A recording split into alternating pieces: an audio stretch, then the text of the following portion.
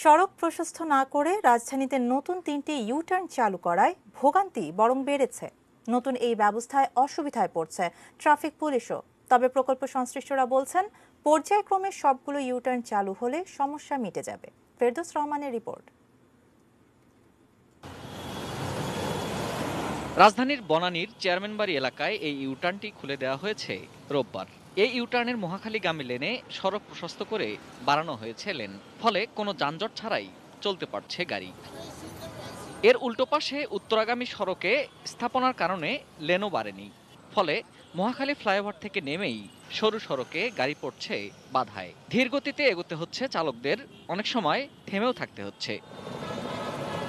একইভাবে নাবিস্কো এবং বিজি প্রেসের মোড়েও লেন কমে যাওয়ায় ধীরে চলছে যানবাহন। সরু ইউটার্নে বাধার মুখে পড়তে হচ্ছে বড় যানবাহনের। যানজটও বাড়ছে সে কারণেই। ট্রাফিক বিভাগ বলছে, সড়ক না বাড়িয়ে নতুন চালু হওয়া এই ব্যবস্থাপনায় ব্যস্ত সময়ে যানজট কমার বদলে বাড়ছে। আপাতত এটাকে চ্যালেঞ্জ হিসেবেই দেখছেন তারা। যেহেতু বাম পাশে কোনো জায়গা নেই মার্কেট, সেহেতু এই ইউলুপ দেওয়ার যে উদ্দেশ্য, সে উদ্দেশ্য সাধনের থেকে হয়রানিটা বেশি হচ্ছে। বর্তমানে অল্প কিছু ইউটার্ন চালু করে এটির এফেক্টটা পুরোপুরি আসলে হৃদয়ঙ্গম করা বা বোঝা যাচ্ছে না। সবগুলি চালু হলে আমরা আসলে আরো ভালোভাবে বুঝতে পারবো যে কোথায় কিভাবে বাধার সম্মুখীন হচ্ছে কিনা। প্রকল্পের পরামর্শক অবশ্য এই প্রতিবন্ধকতার কারণ হিসেবে লেন কমে যাওয়াকে মানতে নারাজ। তার মতে, চালকের অনভ্যস্ততা দূর হলে এবং সঠিক ব্যবস্থাপনা চালু থাকলে থামতে হবে না কোনো গাড়িকে।